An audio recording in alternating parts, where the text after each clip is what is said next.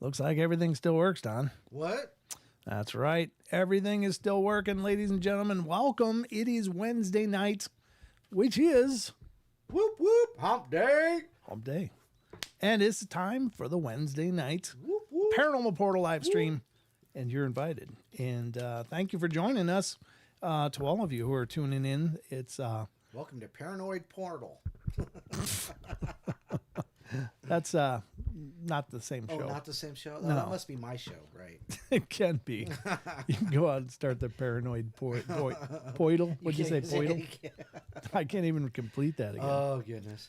But welcome, everybody. Hope you guys are doing great. It's Hump Day, and Hump Day. We're here. We are underway finally. As on Hump Day. On Hump Day. Yeah, got that nailed. And hope you guys are doing wonderful. Thank you so much for tuning in, as always. We got 2 full hours of the Paranormal Portal coming up. And should be commercial-free unless I need a break or something, which is always possible. But we aim for break-free, going absolutely, to the wall. Right to the wall, Don. And speaking of Don, of course, Don is here tonight, ladies and gentlemen. My good friend, co-host, the Big Toe himself, Mr. Don Longbeard. Yeah, so a song by Accept just went right through my head when you said "To the Wall." Yeah, I know.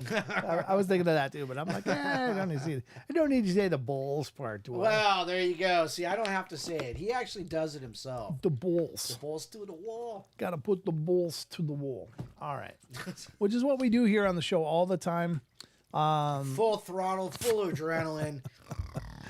We're just beating them up over here. I don't even know what to say. Beating them up. Yeah, let's leave that right where it is before it gets stupid. That was leading to the wall. Yeah, I know. Where the shows always end up, in the gutter or the wall. One of the two. But we got a lot. Oh, I just need to adjust my camera just a little bit. Oh, okay. Yeah, we got a lot on the recipe card for tonight that we're going to get to. Of course, we got the news. Got some pretty interesting articles coming up, I think. At least by the headlines, they look interesting. And our chinny chin chins. You got a lot more of that than I do. That's true. Yeah. You got a ton of it. I want some salt and pepper. Yeah, no, thanks. Trying to cut down, as it turns out. That's probably a good thing. But we are going to be getting to so another article that I want to touch base with. Can't even remember what it's called right now, but it'll be good because that's why I plan all these shows. They're all good, right? Right, Don? Well, they start that way. Maybe good intentions. Everything starts with good intentions. The road to hell is paved with dawn first. My grandpa always said, if they're running out of town, get in front and lead and make it look like a parade. Make it like a parade. Right to the beacons. Right to the walls. Right to the walls. So we got a lot to get to tonight, and we're really thrilled to have you guys here. And we're gonna do the Cryptid Corner and whatever else we can just get into. We got 2 hours of unscripted fun just waiting for you. And unfortunately, on the screen you'll see the phone lines listed.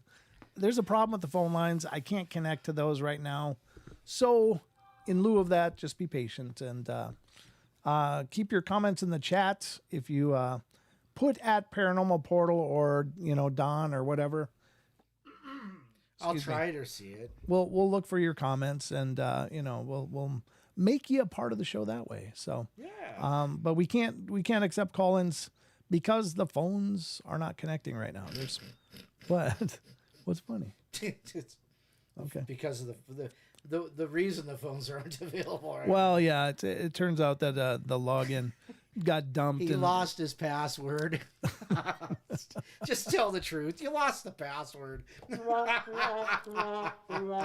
have just said technical problems. Everybody loves you, Brent. It's okay. We could have just gone with technical issues. No, we couldn't have. We could have. But yeah, I lost the password, so can't log in right now.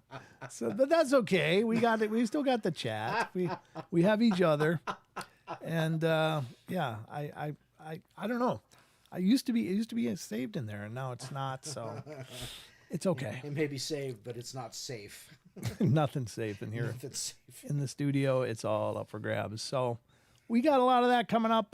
Put the comments in caps too. Yes, absolutely, Rachel. That helps a ton if you put the comments in capitals. If you're on Twitch, I'm not sure if anyone's over there right now or not. Let me just take a peek.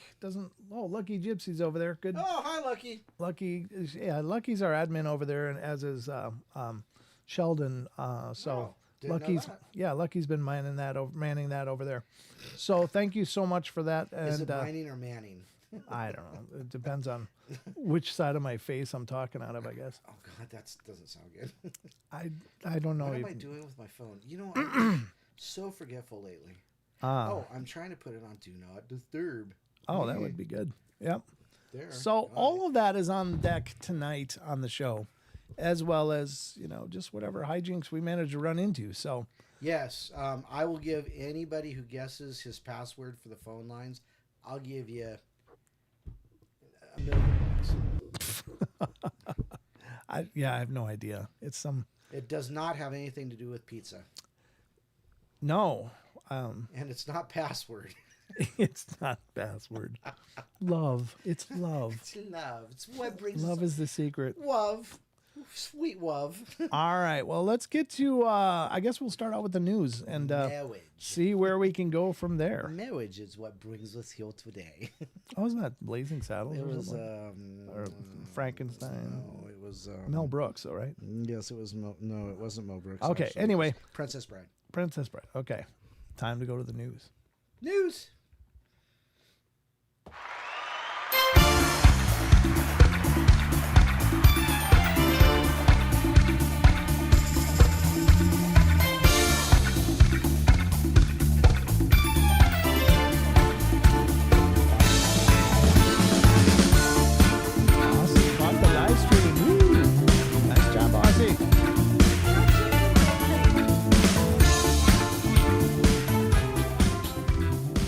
Ladies and gentlemen, welcome to the most trusted news, according to popular opinion, in this studio. Hi, Sheree. Hi, who? Sheree. Oh, Sheree's here? Yeah. Good, okay. I was thinking about her, well, I was thinking about Muggs, and then, of course, her, and And so because I found my Paranormal Portal hat the other day that Muggs made for me. Oh, very cool. Very cool. Yeah. All right. Well, ladies and gentlemen, and welcome to all of you, of course. Absolutely, every one of you. Every one of you is welcome. We are going to get into the news now and find out just what's breaking in the world. Well, everything's breaking in the world, but No doubt. in the paranormal news, this one is coming up. This is coming from the UFO phenomena files of unexplained-mysteries.com, and I guess they're still rehashing some of those objects that were shot down, but it looks like a pretty tragic spin on it. I don't know though.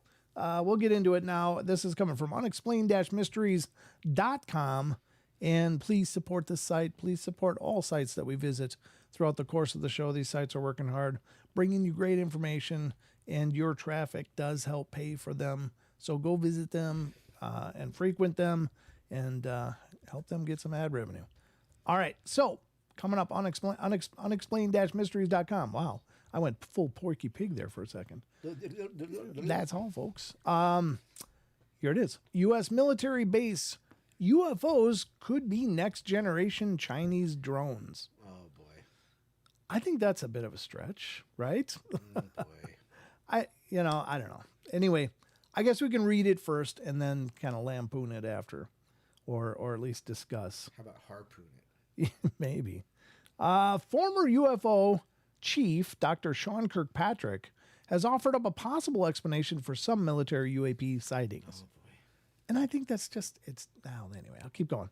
Dr. Kirkpatrick, who previously headed up the all-domain anomaly resolution office at the United States Department of Defense, has suggested that mysterious spherical objects sighted over U.S. military bases along the East Coast could be high-tech Chinese drones. Ooh, there you go. Witness testimonies have been describing these objects as perfectly spherical, silver or metallic in appearance, with no discernible means of propulsion. Balloon bombs. Balloon bombs, sure. Interestingly, the idea of a drone resembling a metallic sphere is not that far-fetched. Pictures posted online, see above left, for instance, show a drone prototype developed by academics in Singapore in 2022 that seems to match the UAP descriptions almost perfectly. And there it is. I guess, yeah, it's very metallic. And, well, how does it fly? This must be vented somehow. Anyway, let's continue. Footage by Swedish-based drone maker Flyability, see video below, and anyway, also demonstrates a similar design with the drone's mechanisms contained within a spherical gimbal. The idea behind the design is to provide a buffer of sorts to help the drone avoid damage during collisions with physical objects. When the entire thing is contained within a spherical external shell, it would appear, for all intents and purposes, like an anomalous, featureless spheres floating eerily around. That was a mouthful. But yeah, it was. But silently? And whether or not drones like these explain any of the UAP sightings, however, remains a matter of debate. And I don't know. I mean, it's not just the fact of their shape, though. It's what they're observed doing. They're observed making these amazing, astounding feats of motion and stopping and starting, submerging, emerging. So I don't think that explains it. What do you think, Don? No, it's because it's not that big to begin. Well, it's just a freaking drone. Even though you could probably sit in it. I don't know. It doesn't say how big it is, does it? No, but looking at the picture, it's not. Yeah, it's maybe 3 or 4 feet in diameter. It's not that big deal. No, I mean it could they make round drones? Sure. Yeah. But is that gonna is our technology with these ball drones gonna mimic what people have observed, like the Tic Tacs and stuff? Hell no. No. Hell no. There's no way. So I'm not biting, but is it possible in some instances? Sure. I'm not biting butt either. Jeez. Something wrong with you, Don. Something in the way. Yeah. So I don't know. Is it possible? Sure, there could be round drones out there, but I don't think that's what has been recorded and what has been touted as a UAP up to this point. Right. Yeah. Now, I mean, these are really still just fan driven. It looks like, looking at these shells. So Right. how are they propulsing it if it's, I don't know. Propulsing a word. It is now. 'Cause I might have just made it up, but it sounded good. So how are they moving? I don't know. I still think it's something beyond. Now, they may have technologies to move a round drone that we're not seeing here, but anyway. It's an idea. It's a stab in the dark. I don't think it's enough to explain the phenomena, but there you have it. Right. You heard it here. What do you think? I think that was a rhetorical question, though. Yeah, I think that was more to you guys, not me. Yeah, it was to Because, them. like, you know, Yeah, Who cares because about you always let me know what you think anyway, Don. I don't Yeah, ever have to query that. my 10 cents is free. Yeah. All right, so let's go to the next one. This one is a neat one. I like this guy a lot. Yes. He's been he's actually been around the paranormal his entire life. Entire life. Yeah, he was raised by a bunch of very spiritually adept and involved family. And I'm speaking, of course, of Dan Aykroyd. Dan Aykroyd. And he has a new series out as well. Yeah, And it'll be coming into that in a second. But this is coming from unexplained-mysteries.com. The UFO phenomenon, Dan Aykroyd recalls encounter with spectacular UFO in Montreal. Mm-hmm. Yeah, and he's got a ton of stories, both with ghosts and with UFO stuff. Right. The guy is incredibly interested in And MIBs. Oh yeah, and MIBs. That's Yep. right. And he's very, very well knowledgeable about this stuff to an amazing degree. I mean, he really is the Ray from the Ghostbusters. I mean, he really is. Right. So let's see what he has to say. It says Well, he wrote Ghostbusters. he and Harold Ramis. Yeah. Yeah. Yep. So yeah, I mean, it stands to reason. But the paranormal enthusiast and Ghostbusters actor has had his own share of unexplained encounters. Being a co-writer and cast member of the hit 1984 supernatural comedy Ghostbusters, it'd be fair to say that Dan Aykroyd is certainly no stranger to the weird and mysterious. He ain't Fred, no go. Nope, he ain't, as it turns out. I'm going to read the same thing again. Over the years, he's hosted numerous documentaries and shows about UFOs, ghosts, and all sorts of other mysteries. And it seems as though he's had his fair few of his own encounters with the unknown as well. Speaking in a recent interview with Fox News, Aykroyd recounted the time he witnessed a UFO in the sky outside a hotel he had been staying at with a friend in Montreal, Canada. The most spectacular one that I saw was about 50 feet away from me. God, that's close. Mm-hmm. And on the 23rd floor of a hotel in Montreal, he said. Oh. We looked out the window, and there's this big gray object, 100 feet long, 50 feet high, and what looks like a bunch of grapes underneath, Those aren't grapes. Those ain't grapes. They're to the wall. Those are testicles. No. It just sat there, and we got a good look at it for about a minute and a half, and then it kind of turned slowly. No sound, and just drifted off. Wow. We ran to the hall and saw it drift into the St. Lawrence River. And as for what it could have been, Aykroyd remains unsure. It was a Chinese drone. Connect the dots. Let's do this then. It must have been. Dang, Chinese are at it again. Now, that thing was not a helicopter. It was not any kind of aircraft. And it was right there present in front of us, he said. Whether it was occupied or not, or who was operating it, I don't know. I can't say that, but I know what I saw. And I know I had a witness with me, and I know that it was a vivid sighting. Mm-hmm. So there you go. Dan Aykroyd has witnessed that. Yep. Up close, and that's with his unaided eye, too. I wonder if there was other reports at that same time from that same, I would love to hear more about if anybody else reported it other than he and his friend, or if somehow they were the only ones aware of this. But you think in Montreal, a lot of people must have saw it, right? What when was that? He doesn't say. You know what? Let me look. 23rd floor, 100 feet long. Yeah, there's no date attributed to that sighting, but yeah, that was when he was apparently up in Montreal, because Canada's got him too. They ain't just all over everywhere else. So yeah, I mean, he's got. I wish they would have showed what his new show is. I know he's got a new show coming out, but anyway, it would be great to watch. I haven't caught it yet, but I've seen him do other paranormal shows and specials and stuff, and he does a great job. Just a very interesting guy. So that's what Dan Aykroyd saw. Very cool. All right, we're ready to move along. Sure. Let's move along to the next story, because I got a few. Pulled up a few. It was a pretty busy news day today, so this one's kind of goes to the no kidding pile, or the no joke pile, to the obvious pile. I don't know what to say. It's just so blatantly obvious. But according to unexplained-mysteries.com, from Creatures, Myths, and Legends, new study finds link between Bigfoot sightings and bear populations. No kidding. What? Wow. Did you find that in a pile of poop? Of Well, course it does. I mean, right. You're talking about two big mammals that need to survive. So they need lots of resources. Yep. So they're going to be found. And they share the same resources. They're going to be found near lots of resources. Not in deserts, probably, for the most part. Not, I mean, they would be where the food is, like everything else. So, like me. I think this is one of those. It's a great statement to make, but it you know what it kind of does is implies.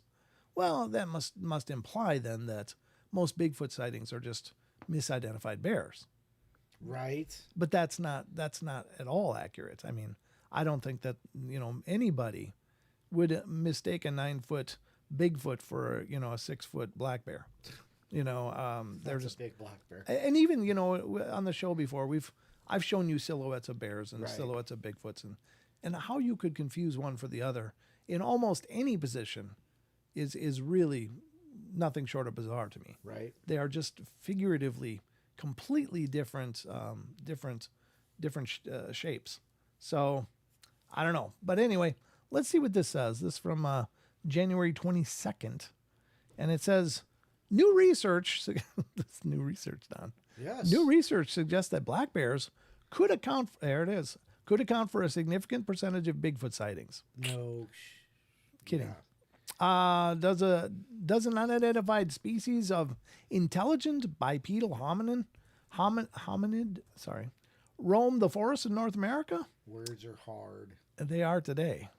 While the jury is certainly out whether or not this elusive cryptozoological enigma actually exists, there are many thousands of people who believe that they have witnessed the creature firsthand. But could these sightings just be a case of mistaken identity? In a new study published by Journal of Zoology, researcher Flo Floxon. Okay. God, That's a great name. that sounds like a comic book. Of the Folk Zoological. Of the Folk Zoological Society in Pittsburgh, Oh. was highlighted a striking correlation between the number of Bigfoot sightings in a particular U.S. state and its black bear population. Really? Yeah, that's not really a coincidence. For every 1,000 bears, he found the number of Bigfoot sightings also increases by 4%. In other words, where there's more food. Okay. Right. It is certainly not unreasonable to imagine a black bear could be mistaken for Bigfoot. Despite their name, these animals can have fur in a range of colors, and their tendency to sometimes walk upright on two legs could make a bear appear like a bipedal ape-like creature at a distance. I don't know what distance. At a that distance with the potato camera. is. Yeah. That said, black bears alone can't explain the Bigfoot phenomena because in some cases, U.S. states with no black bear population at all can still see sizable numbers of Bigfoot sightings. As black bear populations increase, Sasquatch sightings are expected to increase, Floxon wrote. Well, again, that's not... The fact that people can talk about it Right. more than ever, I think, makes the number of sightings increase. The number of reports increase because people are more likely to come forward with their story than ever before. Right. It may be a reflection of population and experiences. This one time I was out hunting black bear and I saw Bigfoot. Yeah. It says on average across all states and provinces in 2006, after controlling for human population and forest area, there were approximately 5,000 bear per Sasquatch sighting. Based on statistical considerations, it is likely that many supposed Sasquatch are really misunderstood known forms. If Bigfoot is there, it could be a bear. It could be a Bigfoot though too. Yeah. But now, is it possible people confuse Bigfoot for bear? Sure. I mean, there is confirmation bias that, people get excited like, oh my God, it's There's something. no such thing as a Bigfoot. It's got to be a black bear on its back hind legs standing up. Yeah, Rawr. could be. But in any case, I think this is an oversimplification on a number of levels. Yeah, I'm sure there are some people that have mistaken a bear for a Bigfoot, or maybe even a Bigfoot for a bear. So how can they say that their numbers are even correct? I don't know. But They can't tell the difference. right, I don't know. Yeah. The interesting thing is that as populations of any species like bear go up, that means there's more food probably, right? Right. And less more controlled areas and stuff. So, I mean, that just means if there's more bear, then there's probably more other things too. Probably more deer and other fauna that are, part of the food chain. And so it's not just this one element. But I don't know. It's surprising to me the number of academics that will push so hard to try to maintain their narrative that there's something doesn't exist, so it must be this, or it must be this, or it must be this. What if it's just Bigfoot? There's just Bigfoot out there, and you guys haven't found it yet, and that's just part of what's going on. Maybe it's like a fairy glamour that Bigfoot can appear to be a bear. But I thought it was a bunny. Yeah, I don't know. Maybe. It was a killer, that big fang. Yeah, the whole idea behind the paranormal Bigfoot is interesting, and I don't understand what to do with that personally. Right. I think that there's so many claims. There's got to be something going on that people are experiencing that's it's exhibiting some kind of nature, unless it's a mimic or something else. But anyway, And we can't account for that. Rachel gets it right. Says something interesting. Only Bigfoot, but no shoulders. Yeah, exactly. And then these two obnoxious ears on top of the head. Right. That just and a snout. So yeah, no shoulders is a big one though. That's a googway. Yeah. It's a googway. Yeah. Well, whatever it is. It's definitely a problem. But no, I don't think it's easy enough to say, well, there's just that many people screwing up bears. Well, Maggie, no, there's not too many 9-foot black bears. Black bears are smaller bears. Yeah, They only usually hit about maybe 500 pounds and maybe 6 feet, right? 6, usually. 6.5, maybe 7 feet. Maybe. So they're juvenile Bigfoots, you see. Yeah. With no shoulders. Yeah, with no shoulders. and yeah, really short legs too. Their back legs are incredibly short. That's where the story of Yogi Bear and Boo Boo came from. Yeah. Hey, Boo Boo. Yeah. Hey, yo, boo boo. All right. Got one left in the news pile. And I just pulled up extra tonight because I just thought this one was kind of, I don't know why they throw these in there, but they do.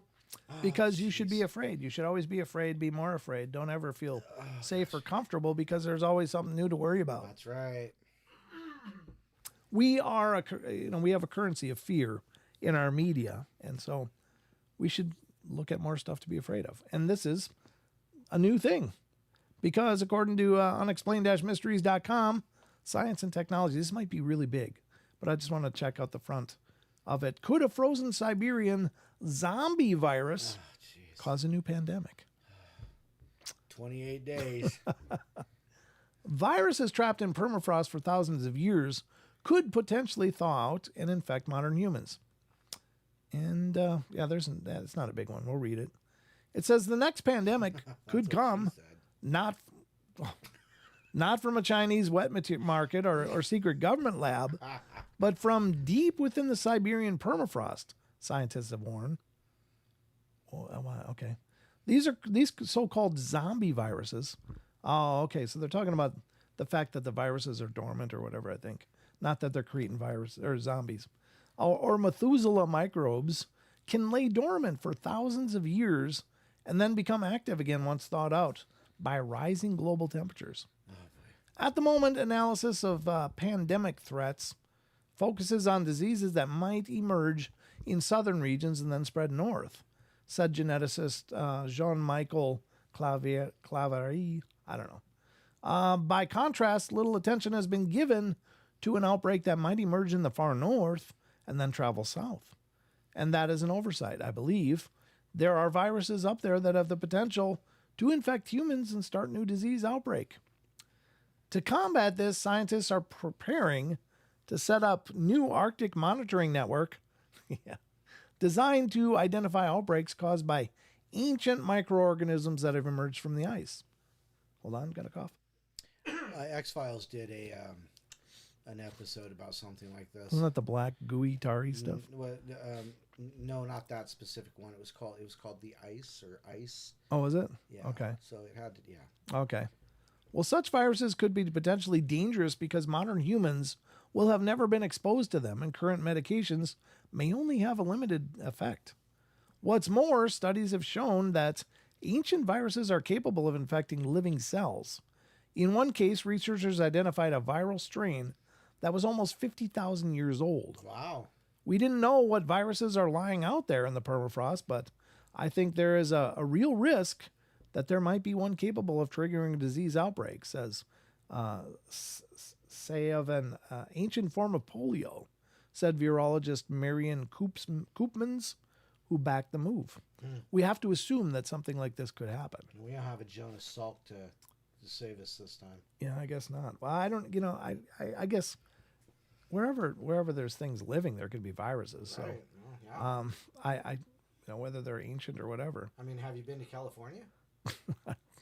I only briefly.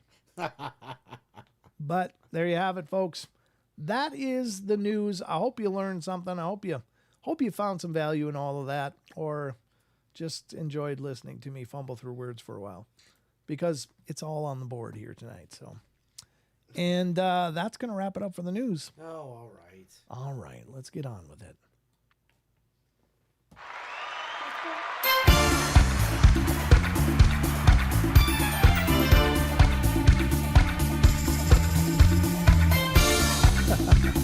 Thanks. It's time to build a bubble wrap pod. Gotta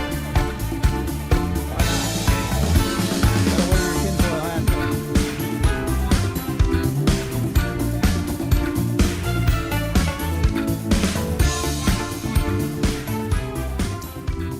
All right, ladies and gentlemen.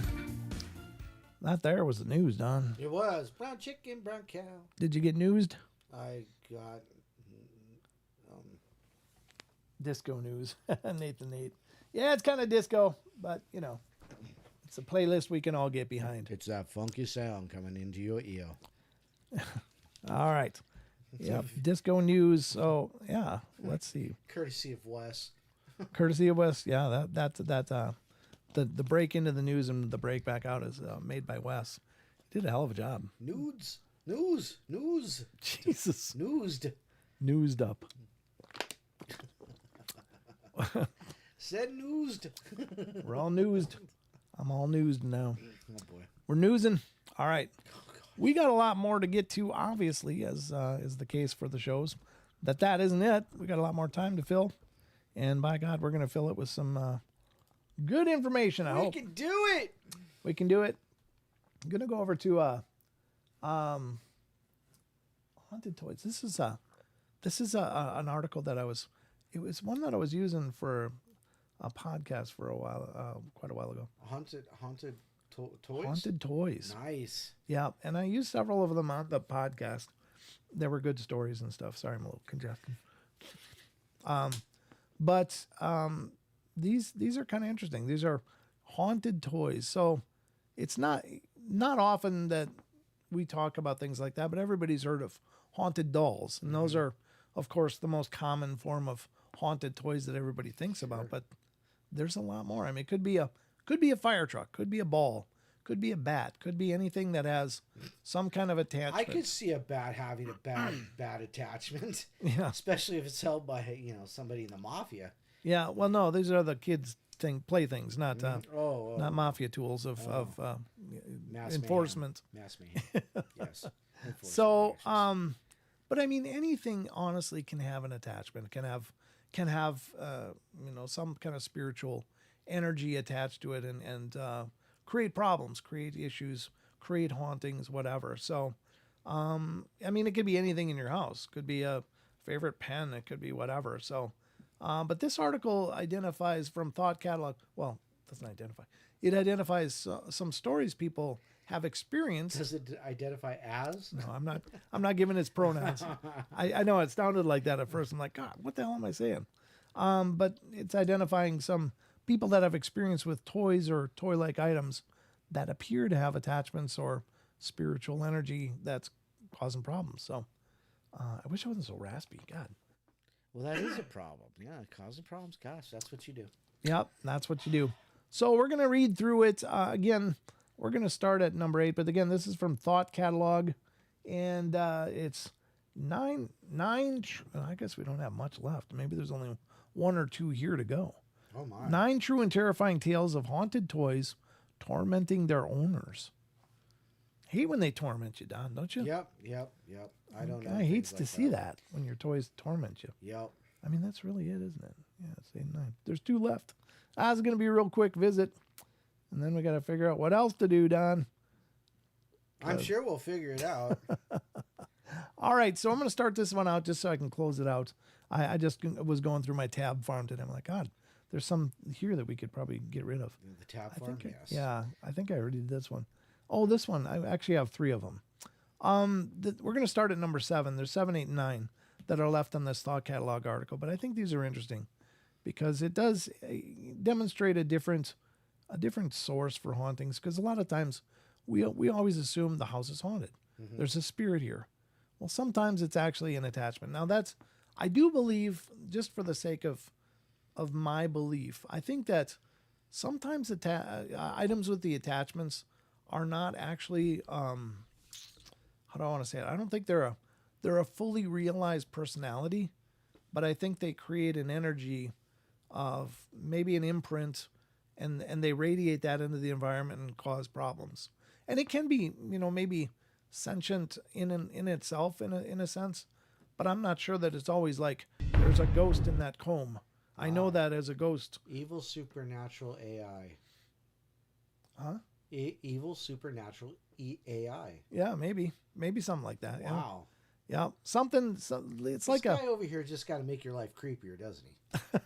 Good gosh. I just don't think that there's that many spirits that are just attached to items. Right. But I think that being attached to an item, we leave an imprint on it, and maybe that imprint has a sentience that can express itself after, or even in a present. Who knows? But at any rate, we're going to start with number 7 on this article.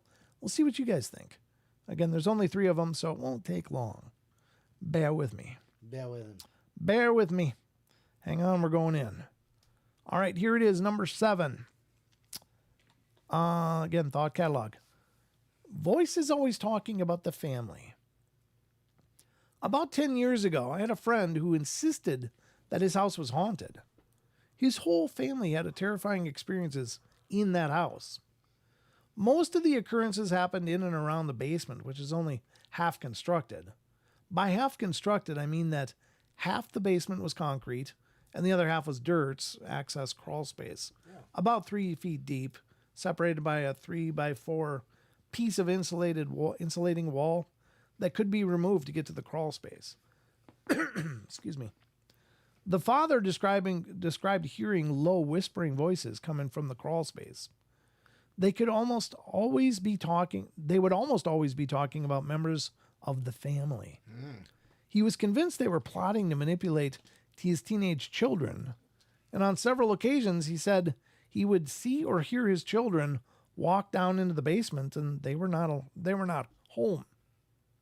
The most terrifying experience he had was seeing an apparition of his daughter or son crumpled up at the bottom of the stairs after hearing a crash. Oh, no. Oh, that's creepy. The father later died in the house, heart attack, and the mother moved out to live with her new boyfriend. Oh. I'm glad she was able to move on. Yeah.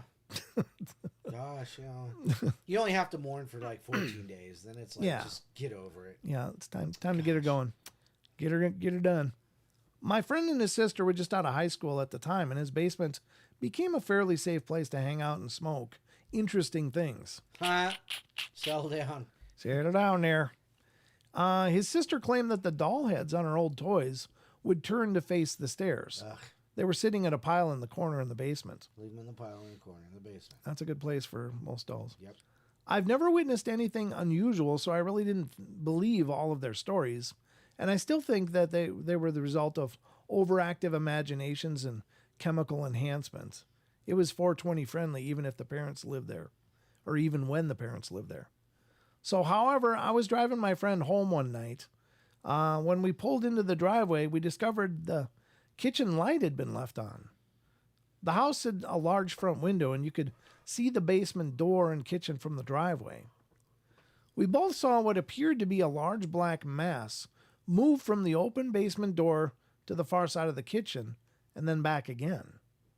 We sat in the car while my friend kept repeating loudly, I'm not going in there. I'm not going in there. I'm not going in there. Not me. After about 40 seconds of watching whatever it was, I offered to go inside and with him to check it out. We entered through the garage, so we lost sight of the black mass as we entered the kitchen. We discovered that the basement door was closed, and when we entered the house and searched around for a while to make sure that no one had broken in. To this day, I have no explanation for what we saw.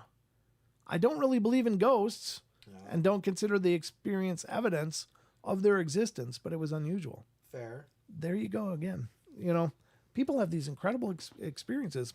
It's like, well, I don't believe in ghosts, but I saw this one time. Yeah, but it wasn't really, I mean, it didn't really do anything. It was just like a black mass that moved through the kitchen. It's the basement door. But the father dying in the basement in the house. Yeah. And having, that's a bit creepy. That, put it back together and you go, that sucks. I'm really not sure how that's a haunted toy story, but, because it really talks about this house rather than, other than the dolls turning to look at the crawl space. But yeah, that's weird. Anyway, that was by a free beer. Click here. I'm on my way. Oh, get her done. I'm on my way. All right. So number 8 is called Greeter and Cedar. I don't know. Oh, Don, shut up. Okay. I'm glad we agree.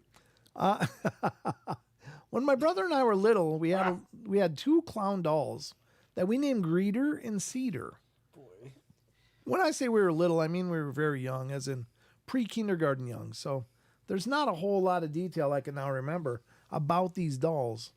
If I had to describe them, I'd say that if they looked like homemade knockoffs of Raggedy Ann and Andy. One was a boy and the other a girl. One doll had yellow yarn hair and one was in overalls. Very late 70s, early 80s style. When I asked my brother about them, he also remembers Greeter and Cedar. Here's the thing. All the grown-ups in my family who've been asked, my parents, aunts, and uncles, swear that my brother and I never owned clown rag dolls.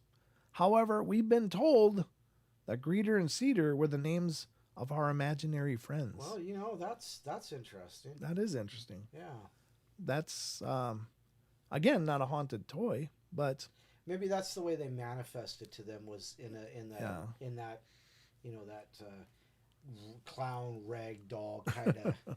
Maybe. Yeah, and they were like, okay, we're going to go play with Greeter and Cedar. And but they knew what they looked like still. That's pretty crazy. Yeah. Wow. One was a boy and one was a girl. I don't know. And the last one in this story is Carmel the bear. Carmel the bear. Could be a Bigfoot. Because, they get confused. This happened a couple years ago. I was staying at my fiance's place one night. She has a 6-year-old son whose room was right next to hers. Well, I got up at about 1 a.m. to go take a leak. And on my way back, I hear her son crying in his room. He has this stuffed cat from Build-A-Bear that he adores. It was his first ever Build-A-Bear that he got when he was 2 or 3 years old. Its name is Carmel, and it has one of the voice boxes that plays a meowing sound. So I go into his room and ask what's wrong. Why is he crying? And he said that one of the cats scratched Carmel as they were jumping off his bed, and he was hurt.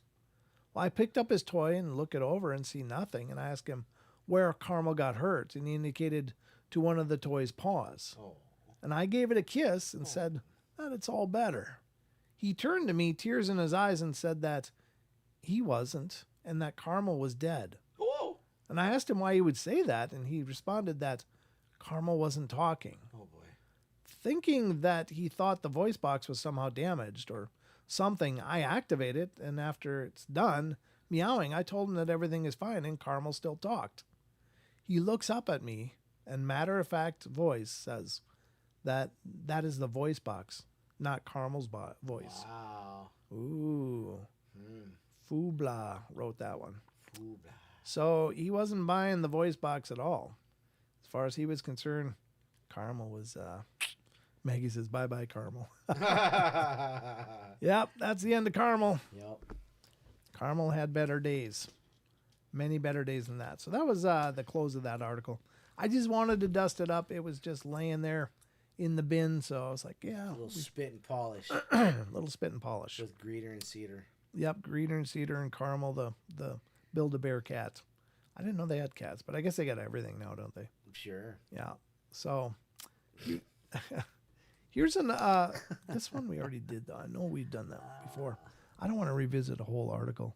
I'd pulled up another one that was it's a very good article, but it's full of stories that I know we've gone through before. So rather than rehash that, I'm going to pull up something in the UFO files, I think.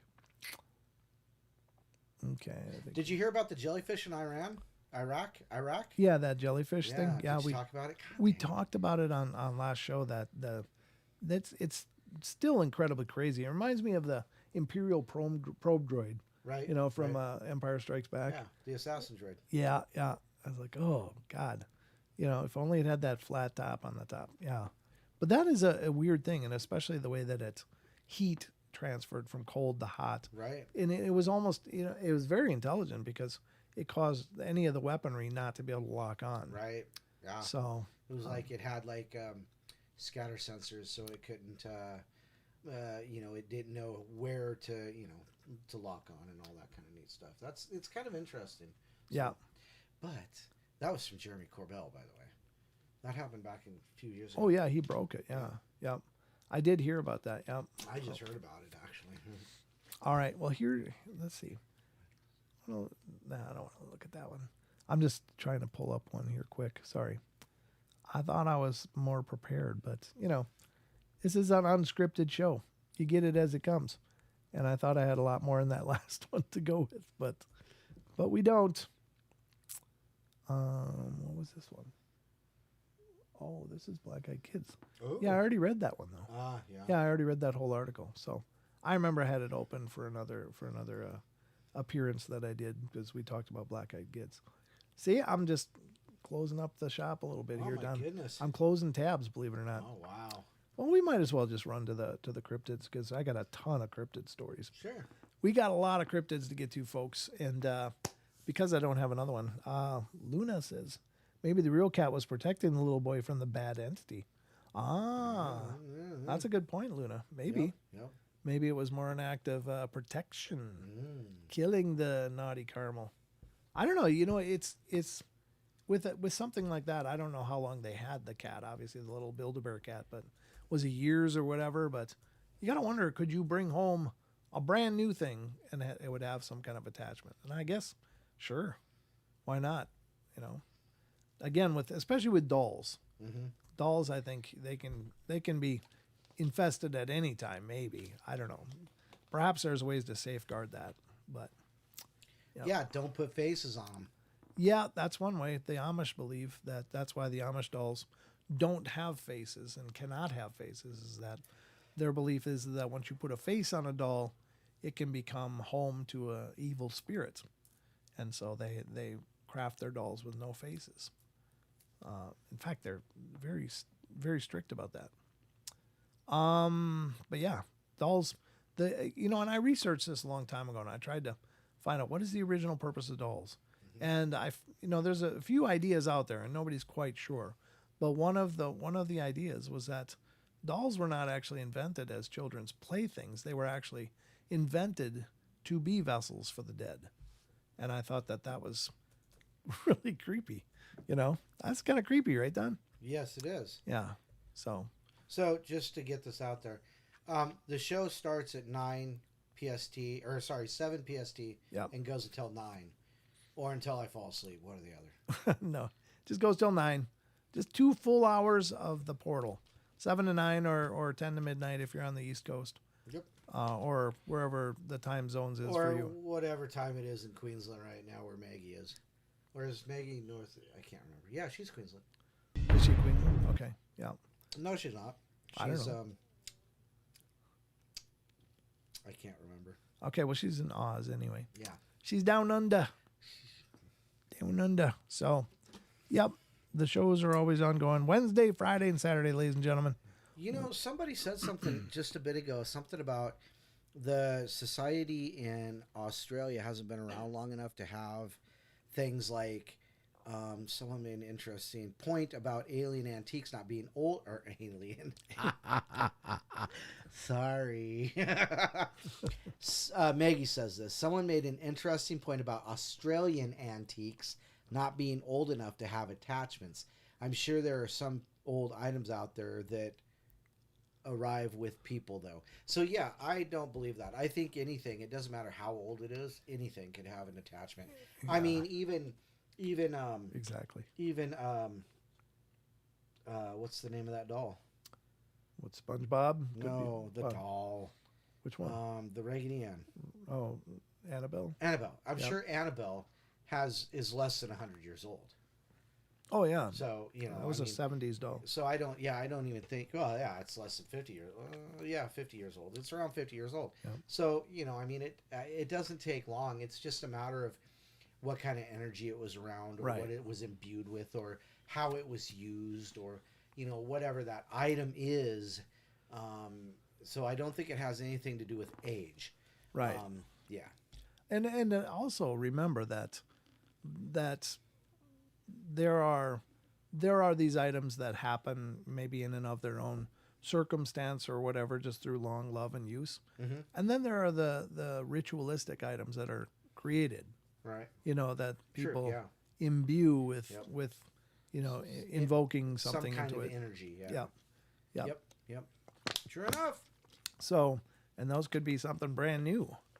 In a lot of, well, there is the belief that if you ever find like a true like Satanist site, Mhm. they'll oftentimes leave nice items around, but those items are very deliberately apparently cursed. Right. So if you pick it up like, oh my God, somebody dropped this nice watch. Well, you buy it and you run your car into a wall. Even worse than that. Hey, how's that lucky penny you picked up? Yeah, well, yeah, believe me, That's I probably brought home a ton of change like that. Right. It changes everything. So some items are made with the purpose to just be diabolical, or to spread whatever it is. So mayhem. yeah, mayhem, absolutely. So anyway, yeah, we're gonna dive into the cryptids and because this is a creature feature, and by God, I got a bunch of creatures to talk to you about, and we're gonna start RJ, that. why do you say things like that? What do you say? Like Don's beard has the power to call BEKs. Oh man. Yep. Show some love. Yeah. Yep. Don's beard. It can. Entity in and of its own. It's a power unto itself. I'm just pulling up the first article here because it's time, ladies and gentlemen. It's time. We're going to dive into, Squatching. we're going to do some Squatch stuff first.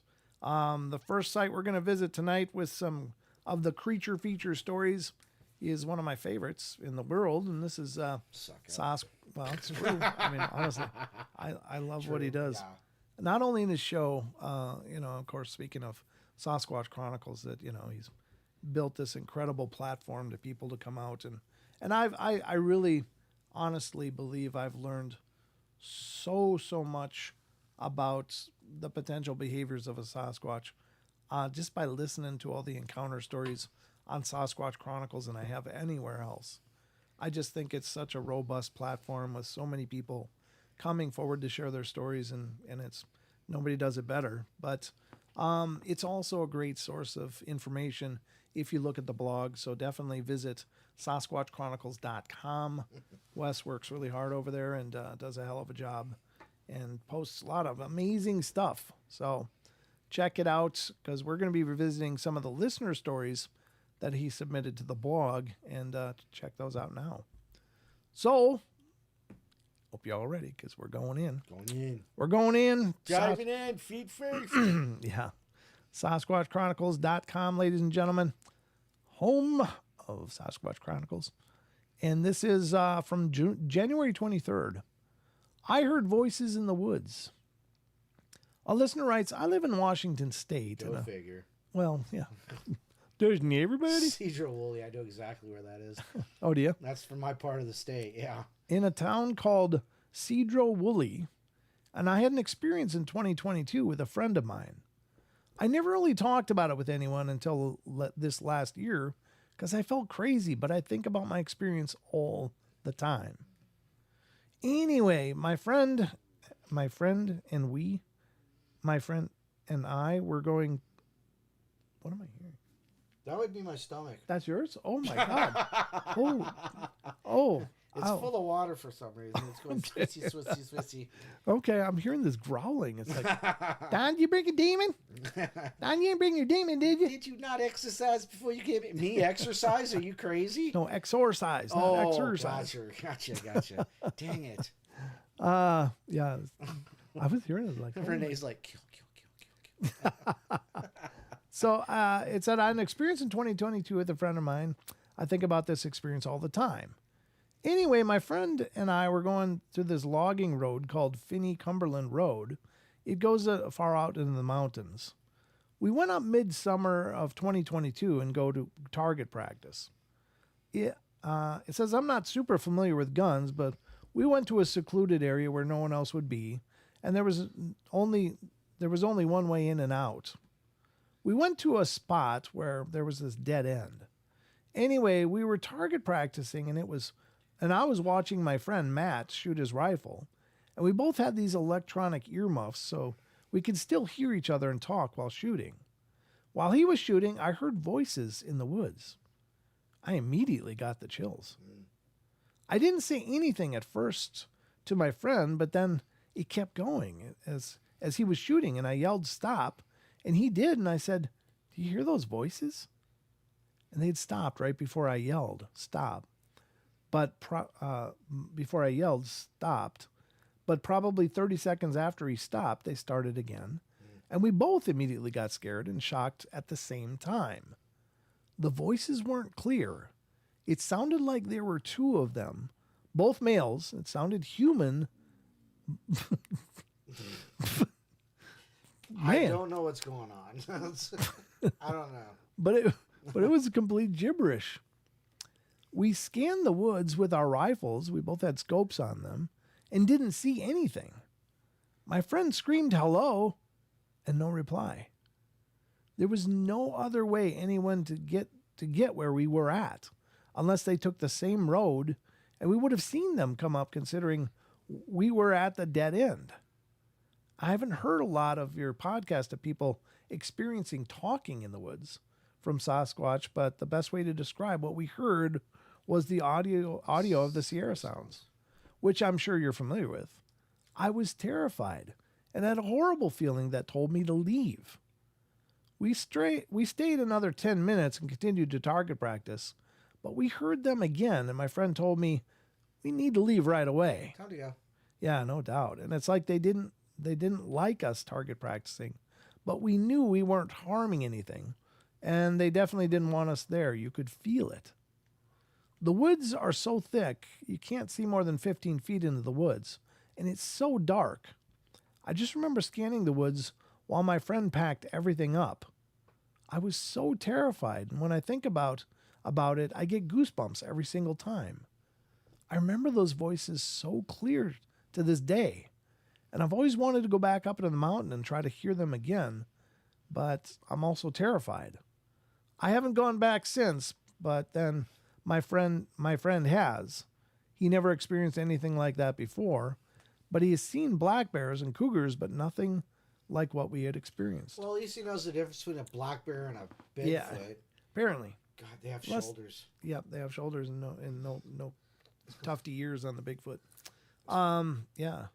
Maybe the voices were dudes doing a ghost pepper challenge. Anyone would be speaking gibberish after that. Could be. I don't eat anything too spicy. But yeah, I don't know what eating a ghost pepper would be like, but it sounds like a fresh slice of hell for about 20 minutes or so. And I'm not interested. I know my limits. Right. And that's not in them. I just ordered a couple fresh bottles of sriracha. Did you? Yep. Oh, well done. All right. So that was the first one. I think, yeah, there isn't a lot of stories of people hearing them talk, but there are stories out there. And he was able to listen to the Sierra sounds and go, yeah, that sounds like it. So Sounds like it. Guys, it also glows in the dark. What does?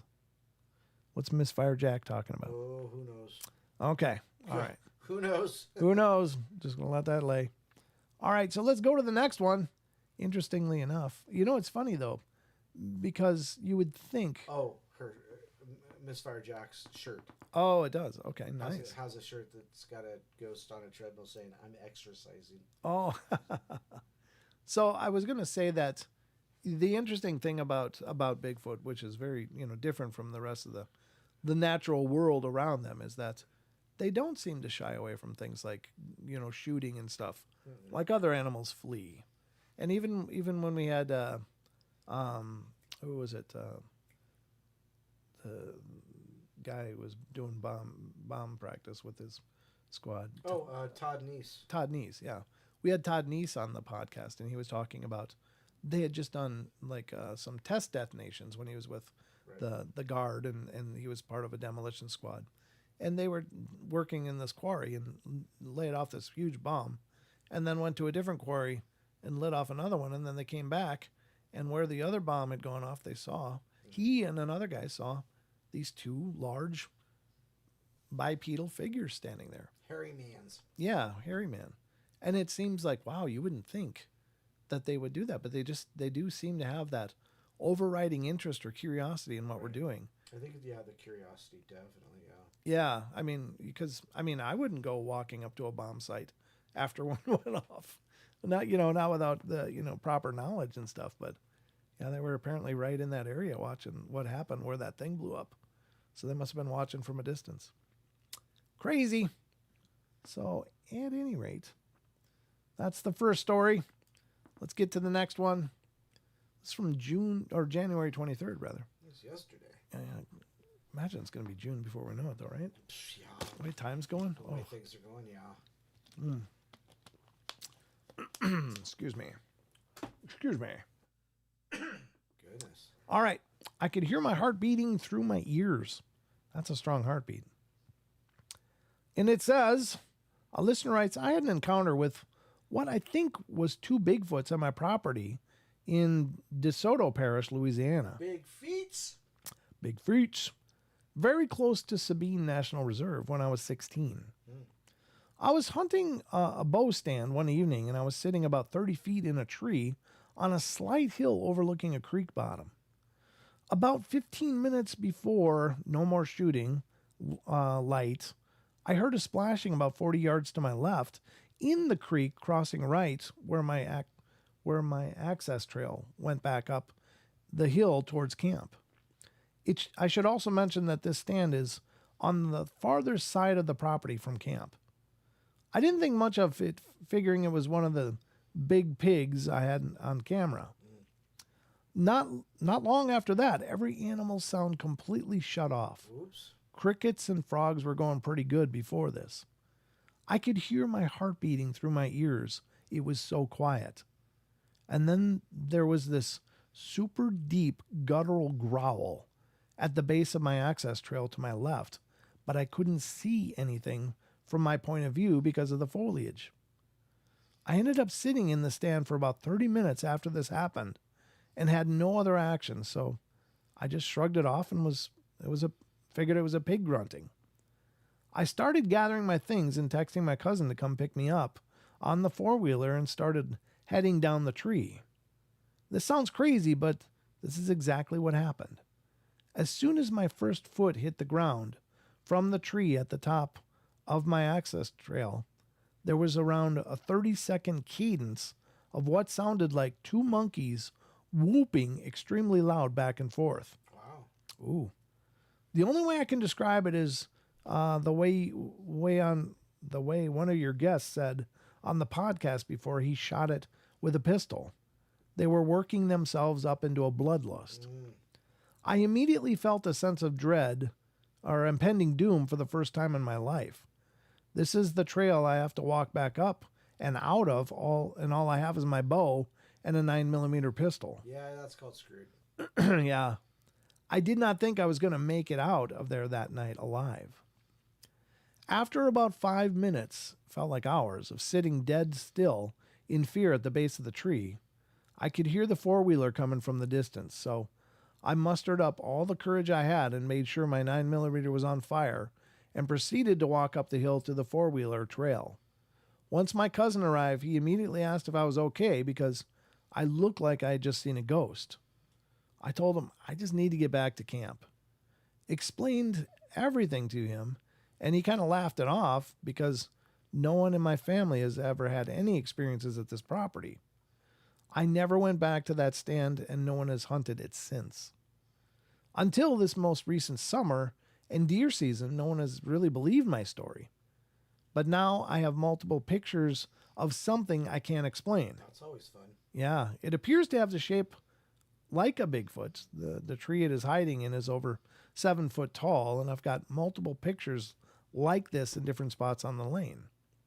The cousin that picked me up that night was hunting a stand on a pipeline on the opposite side, opposite side of the property from where my experience happened this November. And he told me at around 4 o'clock, what appeared to be a black bear, there you go, Don, stepped out of the lane and started walking away on 4 legs from him, never showing its front side. And then it sat down on its butt in the middle of the lane about 400 yards away and started scratching its face. There you go. Then it proceeded to walk back into the woods it came from just as quick as it appeared. He said it never got up on 2 legs except before it sat down. Then he got down from the stand. He claims that the four-wheeler was moved 30 yards from where he parked it. Hunting is my number one passion, and I've been hunting my whole life. But that's one experience that stayed with me through the years and made me uncomfortable to be anywhere in the woods past dark. So what do we got? Oh. So there's a deer, but there's this. I don't know. Too far apart. And it could just be a lensing from the deer's eyes reflecting on the reticle, and then, because there is a refraction of light when it passes through a lens. Right. So the question is, and you'd have to break it down in Photoshop to see, but do these match up perfectly with where the eyes would be here? Right. You kind of clip them out. And just slide them and see if they go. Right. I have a feeling that this is more of a lensing effect than it is actually a Bigfoot sitting back there. Right. But at any case, it's, those are interesting captures. So what's another one? Let's see. See, there's only one eye. Well, actually, is that a leaf on the tree to the right? Yeah, right there. Here. I think that's a leaf of the tree. So these are just leaves. Yeah, I think you might be right. Yeah. Yep. What do we got here? Yeah. One eye again. Yep.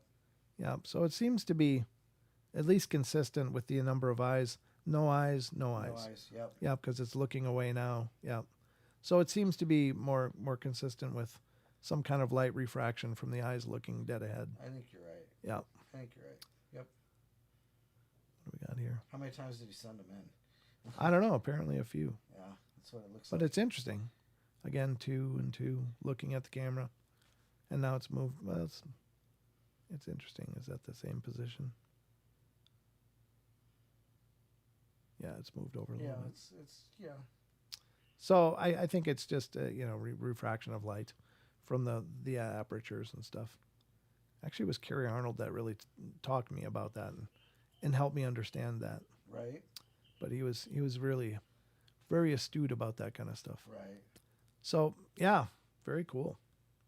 I mean, it's, it's anybody's guess, of course, when you see things like that. It's like, something's back there. And granted, the person has an experience of something being back there, but I don't think that that's the Bigfoot being captured on trail cam. I think it's just the light reflecting from the deer's eyes right back and, Right. being refracted over there on the lens curvature. So that's my take, but believe what you want. I'm not here to convince nobody. Nothing. Nothing done. Nope. We don't convince nobody nothing. I don't gotta prove nothing. We got nothing to prove. It's creepy photo, however you think about it. It is. Yeah, Aussie, you're right. Good to see you, Aussie, by the way. It's good to see you here. Yep, absolutely. We missed you, brother. Glad you made it back. And Don, do you want to do shout outs? Yeah, I was just thinking about that same thing. Let's see who's Let's do shout outs. There's You want to shout out? practically nobody chatting right now. So If you want to shout out, you better say really short. something. Short Really shout out. short. And so Aussie just got his. He's top of the list because he starts with an A. Yeah. And then there's Barb Mora. A grumpy owl just kicked back in. Kirk is here. Maggie M10. Maggie's on a beach somewhere in Australia right now. Oh, nice life. Sitting on a beach listening to us.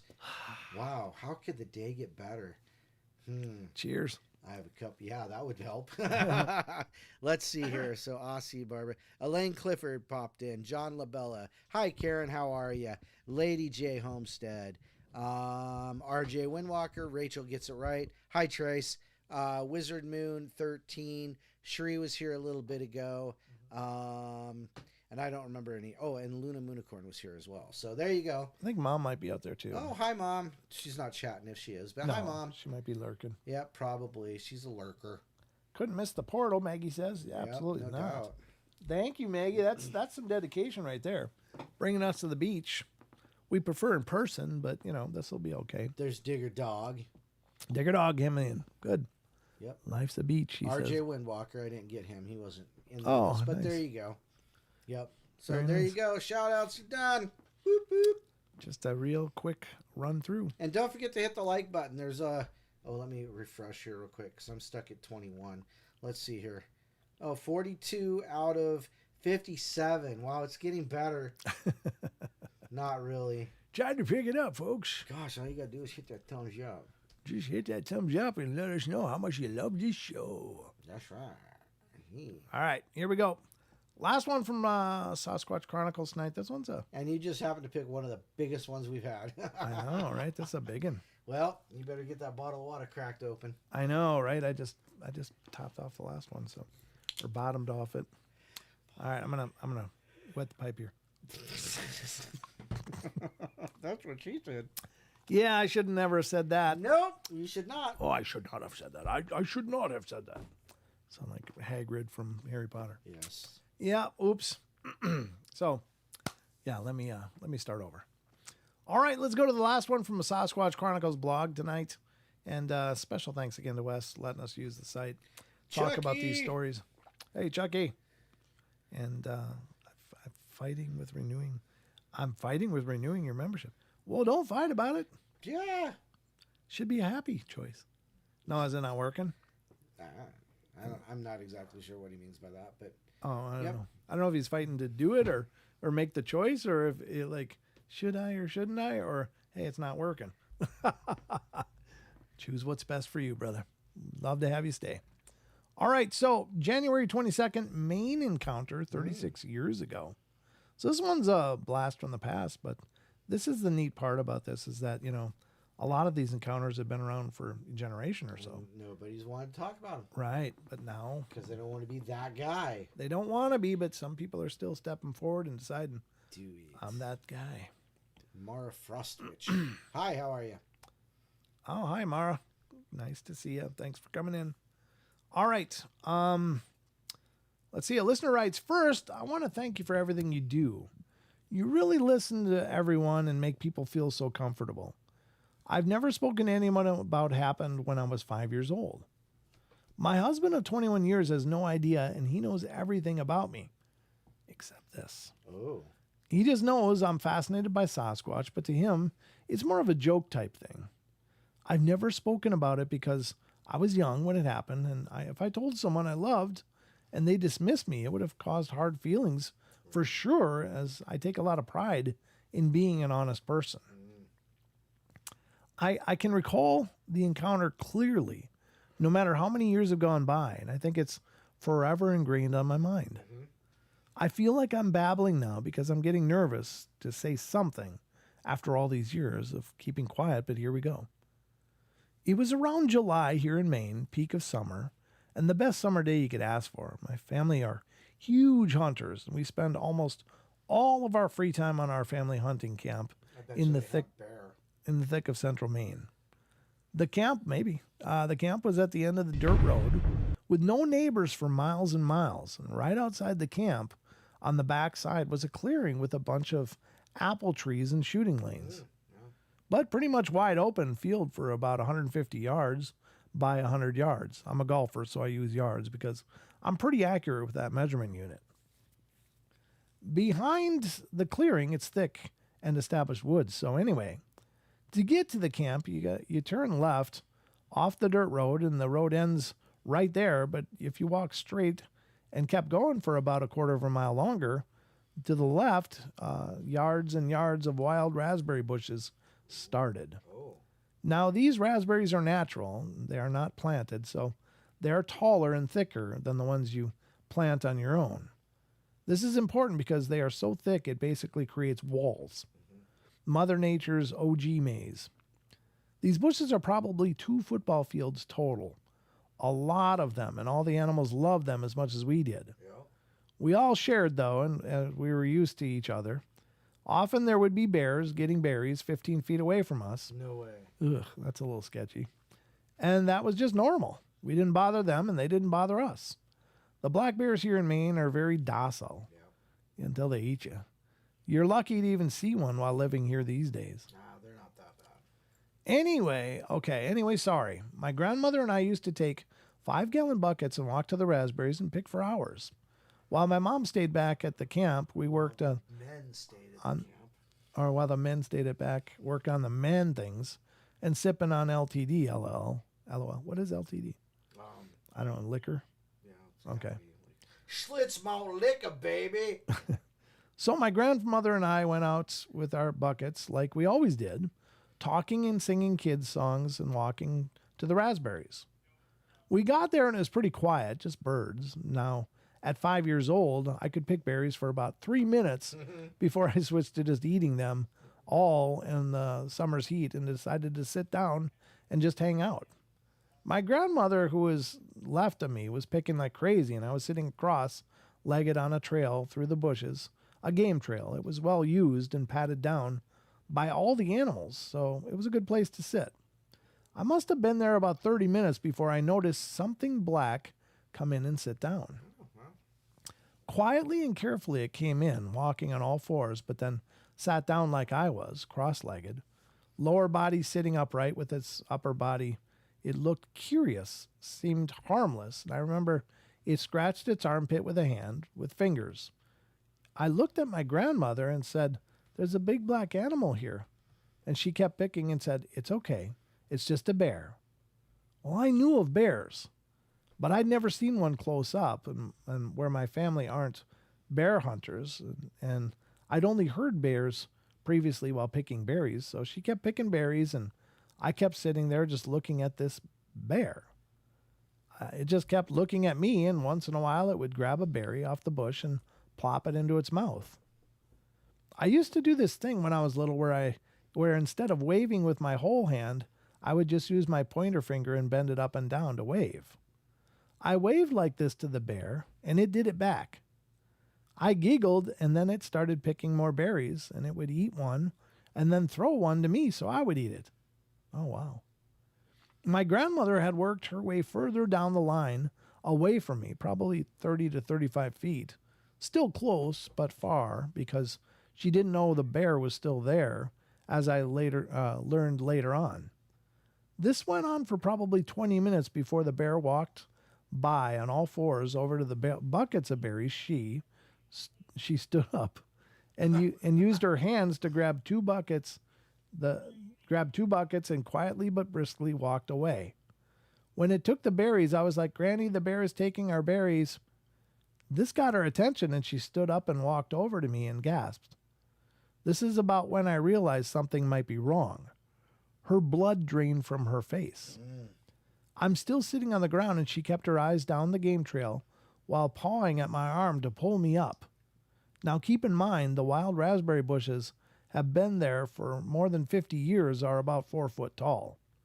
My grandmother is about 5 foot 3 inches, so she couldn't see bears in the next row over normally. But she saw this easily when she stood and when she got to the lane where she could see its entire body walking on 2 feet carrying the buckets. Right. She was in a state I've never seen before. His name is Yogi. Yeah. She scooped me up and speed walked the half mile back to camp because we were way back into the berries. We got into camp and she yelled at my grandfather and told him this black animal walked away with the buckets of berries. My ears were covered in the other room with my uncle, so I couldn't hear all the conversation. I did hear my grandfather say, "That damn wood booger again." And he went and got his handgun and rifle. Now, my grandfather had been a police officer here for years and years. And by the way, it sounded he was familiar with this from work, not so much from here at camp. My father, uncle, and grandfather took their guns and went out.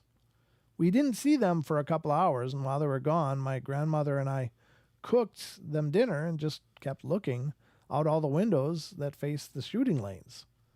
Nothing ever came out. They came back, and she asked how it went. My grandfather just mumbled something, and they started talking about not berry picking without a gun when I was with her. That's it. It was never spoken of again. My grandfather always told me, "Don't ever go out after dark and the wood boogers will get you." And we'd laugh and laugh, and I think he laughed because I laughed. But as an officer, he always told me not to do things in the woods at night. Be aware of your surroundings, always. Know your escape route, etc. My father was also a small-town officer, so he was the same way, but more stern about it. This is something that once I got older, I knew it wasn't a bear, but I had no idea what it was. It wasn't until the 90s where the gorilla named Coco that had the kitten that you'd see them all the time on the TV. And I was like, why would this be in Maine? I was probably 14 or 15, and there was no way I was questioning this because I would definitely be made fun of for asking why we had something like a gorilla here in our state. But when Coco would sit on the floor with her enclosure, that's exactly how this creature sat with me. It looked very natural. A bear could never sit like that. Nothing about that would work for bears' posture or bone structure. Well, thank you for your time and thank you for what you do. I cannot imagine having a terrifying experience and having no one to speak about it or being called a liar. This outlet is needed and you suit it perfectly. What a cool story, though. Yeah. So it wasn't it sounds like actually an adorable story, Right. all things considered. I just wanted all the berries. Yeah. My grandma would have been like, "I'm gonna eat you. Come here." Get on my grill. You're on my grill. Don's grandma would be like, "Get on the grill." I got some dry rub for you, but I'm gonna rub this all over you. Yeah. Well, I'm telling you. But it's a sweet story because it just, it wasn't. Yeah, it And wasn't. even threw berries to her so she could eat them. Right. Yeah. I don't know. What do you think of that one, Don? I think it's one of the rare stories. Yeah. Yep. Yeah. I don't know. I don't know if it's safe to make that assumption about all of them. Right. But yeah. If you're going out somewhere, and there's like that much, of some kind of, blackberries, raspberries, Sure. whatever, huckleberries, whatever. And there's bears and there's deer that are sitting there and you're sitting there and they're all, that's kind of a really cool kind of thing to begin with. Sure. They're not scared of you, and you're not showing any fear to them, so they're not, it's a symbiotic existence. It's kind of like the whole watering hole thing. Right. Yeah. Where the animals kind of get along there because that's. Yeah. It's like they're free zone. Right. I still would never like just be okay with a bear being that close. Nah, that's yeah. You know, like, they oh yeah, don't they'd be need to 15 feet away. It's like, no, you just don't do that. I don't think it's, not a good decision in my mind, but I'm not a biologist or any kind of expert, but I just, anything wild, you just don't know. Right. But it's a cool story, and I'm glad the person had that experience. It sounds like the family wasn't is in love with the whole thing, but there again, I don't know. Maybe they're worried the kid that the kid would get taken. Who knows? And if that's the case, sure. I mean, what if when it's sick of berries? What then? Right, Don? Right. When you're sick of berries, Yeah. it's time to get the meat. Well, anyway. They're called hors d'oeuvres. What do they call it? Accoutrements or something like that? Or Accoutrement? I don't know. What do you call like all the lunch meat and cheeses? Like A charcuterie. charcuterie. That's it. I knew that word. My cousin taught me that word this last fall. Mm. I was like, I didn't know that word. Makes me sound like I know something, but I was like, really? Lunch meat? Yeah, charcuterie. Charcuterie. Yeah. So anyway, but there you go. That was Sasquatch Chronicles offerings for tonight, and they were awesome. I like that last one a lot. I love stories like that. I'd love to hear more like that because I think that there's definitely there seems to be more of a precedence for that in human encounters than for the opposite. Than terror. Although there are plenty of terror sightings as well, but it's nice to hear the good ones as well. Would you agree, Don? I do agree. It's nice to hear those, getting along type things. Yep. I think I might just close this one. It's kind of after the season. Well, maybe I'll read it. Yeah, why not? It's a Bigfoot story. This one is a Bigfoot story. We're going to move over to Phantoms and Monsters, ladies and gentlemen, because Lon's got a ton of stuff over here today. He's been a machine posting stuff as well. Yeah, gosh, yesterday my phone just kept going beep, beep, beep, beep, beep, beep. I'm looking, I'm like, Lon. Yeah, I know. He's just been active as hell. He's doing a hell of a job, but Wes is always active and Lon's active, and that's why their sites do so well. But we're going to head over to Phantoms and Monsters, ladies and gentlemen, and this is a site we visit all the time on the show.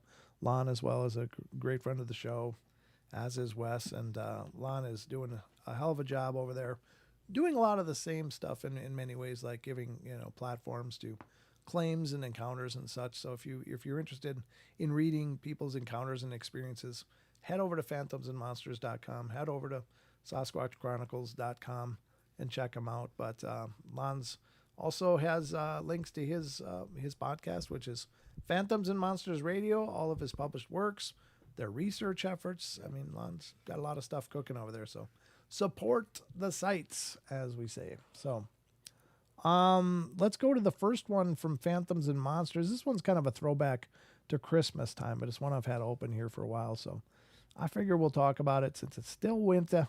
It's still fresh, and we'll talk about it. It's from December 24th, 2023. This story is Family Encounters Bigfoot while cutting Christmas tree in Tioga County, Pennsylvania. You ever been to Pennsylvania, Don? Nope. A lot of stuff going on over there all the time. Right? Yeah. I think of just, all the, Maine and all of that whole area, Maine and Ohio. The New England area. Sure. And all the stuff that went on in like the 16s, 17s. Oh, right. The 15th, 16th centuries. Yeah. Yep. So what did I tell you my athaway was made out of? What is that? For some reason I forgot what the heck that's called. Selenite. It's made out of selenite. It was made out of selenite. Sorry. Yep. All right. Well, here we go. Christmas tree encounter with a Bigfoot. So let's see what's going on. A Pennsylvania family is cutting a Christmas tree in Tioga County, Pennsylvania, when they experience tree branches being thrown at them. Oh, that's not so fun. Not good. As they were leaving, a driver flags them down and says he just saw a Bigfoot. The following account was forwarded to me. That's from Lon. He says, on December 2nd, 2021, my family went out to cut down a Christmas tree. We're about 20 to 30 miles from home, way out in the middle of nowhere in Tioga County, Pennsylvania, This road we're on is fairly regularly traveled by people with Jeeps because the mud is really soft even when there's snow. When we find a suitable tree and stop to cut it, we get the tree on the ground, and my dad was cleaning up some branches from the bottom when my mom got the great idea to throw a rock into the woods right next to our car.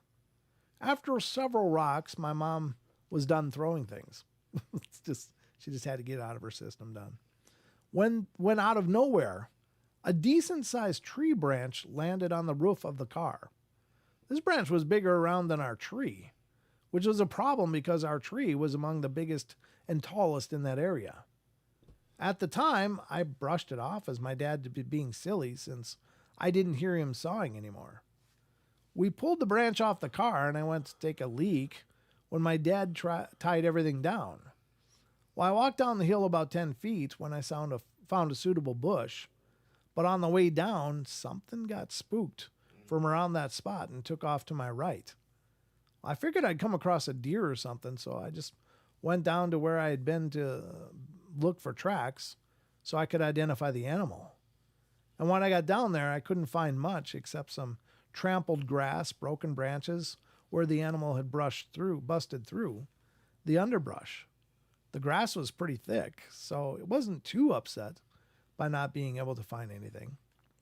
I returned to my chosen spot and did my thing, but as I was trying to climb back up the side where I'd come down, I slipped because of the mud.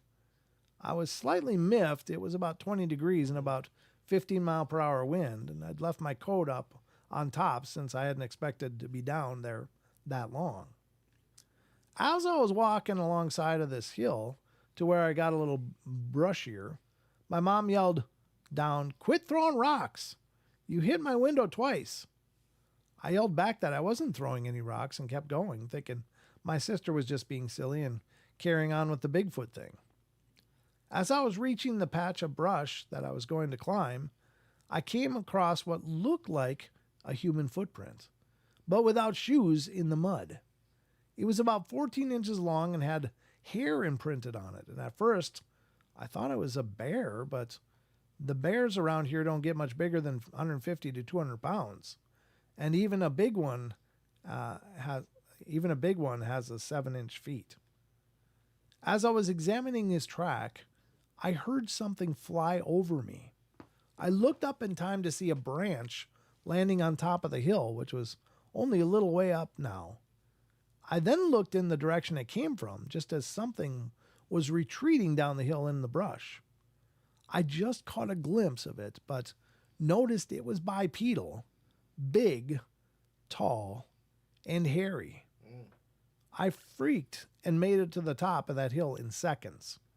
I got back to the car, totally out of breath, despite it only being 20 yards, and hopped in. My dad was just getting in it as I ran up, and everyone else was already up. And they asked me what was wrong, and I said, "I don't know, but something down there is throwing things at us. Let's go." My parents looked at each other, and for once, there is always a real explanation. The what? And for once, there is always a real explanation, so let's go find out. Father didn't hesitate to leave. Okay. This is what made me a believer in Bigfoot. About 2 miles down the road, a pickup comes flying up behind us and won't back off. We pulled over in a wide spot, but instead of passing, the truck pulled up next to us and the driver rolled down the window. It turned out to be a guy that my dad knew. He was terrified and he said, "Get your butt out of here. I just saw a Bigfoot." Well, we followed him to the main road where we stopped and asked him where he'd seen this Bigfoot. And he said that someone had been cutting up a tree up there, probably for Christmas, and that the thing had been standing in the side of the road. Wow. So Lon has a note here, says, witness who is 18 years old later told me that this occurred in the Pennsylvania State Game Lands, number 208 off of Route 349, about 2 miles north of Gaines, Pennsylvania. And he's going to go have an investigator check it out. Wow. Very cool. How about that, Don? There you go. Yeah, so that of course reminds me of the time we were over at Broom Lake. Yeah. And so, we talk about that a lot, Yep. Who knows what was happening. We didn't experience things getting thrown, but there's definitely something in the vibe. Yeah. Well, maybe a Definitely big rock or something Well, dropping yeah. out of a tree. Yeah, exactly. Or something dropping out of a tree. Yeah, exactly. So, yep. Big branches and stuff. Wow. That's a great story. So Rachel says she bought a blacksmith hammer 30 years ago near Gimli, Manitoba. Gimli, hammer, dwarf. What? Huh? Her? Huh? I don't know. Well, there you go. All right. The best place to get a hammer. Apparently so. it's dwarven. It's dwarven. Of course, it's good. All right, so let's continue on. We got another one here from Phantoms and Monsters. Did I witness the Tooth Fairy and other magical beings? Oh boy. And I thought that this was kind of neat because we don't talk about these odd offshoots like this very much. So when they come up, they're interesting. Now, I'm not telling you should believe in a tooth fairy. I'm not telling you shouldn't believe in a tooth fairy. You can believe whatever you choose. But people have had these legends forever for some reason. I believe when I get home, I'll have a drink. Do you ever see Hellboy? Yeah, but it's one of those movies I saw, but I can't remember. Oh, okay. Well, there's tooth fairies in there, but they're these Oh. horrible things that actually pull teeth and eat them. Oh, wow. Yeah, okay. there's these nasty things. Right. And it's really kind of hilarious, but Huh. really takes a different spin on the whole tooth fairy thing. They're not leaving cash. They'll pull them out of your head and actually eat them like candy. Terrible things. But I'm not sure that that's a fair representation. That's Guillermo del Toro or whatever his name That is. figures. Yeah. That guy's wow. He's got a different way of looking at things. He also did Pan's Labyrinth, which Yes. was, oh my god, dude. Yeah, that was just crazy. mind screw for sure. He's really into H.P. Lovecraft. Well, that kind of figures with his Yes, it does. symbology and stuff. But you know what's funny is he also did these kids cartoons called The Troll Hunters Yes. and Arcadia. Yep. So yeah, interesting stuff. Yeah, he's got quite a library of work. All right, so let's see what this is about. A child who lost their first tooth was awakened at night, and they observed a small bright light hovering near the bed and then entered through a small doorway in the wall. The following account was forwarded to me by my friends, Cam and Kyle at Expanded Perspectives. Oh yeah, I used to listen to Expanded Perspectives back in the day when they had open. You could just listen to their shows. I used to love Expanded Perspectives. They do a hell of a job. I don't know how they're doing anymore or whatever, but I think everything's behind a paywall. But it's still a great show. I've always enjoyed them back in the day. Said this incident occurred in Texas in the early 2000s. I'm not saying I saw the tooth fairy, but it was the night I lost my first tooth. I wrote a letter to the tooth fairy and left it on my nightstand, and it had a glass of water by my bed. I was 5 years old at the time. I woke up in the middle of the night because I heard the glass of water hit the floor. I opened my eyes and I saw a very small light moving slowly across the room, probably 5 feet up in the air. It was golden in color and small. It just looked like a dot of light to me, but I also had a terrible vision and didn't have my glasses on. And as it neared the doorway to my room, a new doorway opened up on the wall to the side of the door, right over the place where a picture of my great-grandmother's embroidery hung. It was like a black rectangle void, but it had red velvet curtains. The light moved slowly towards it, and that's when I noticed the shadows. Silhouettes of animals danced all over my room, following the light in line.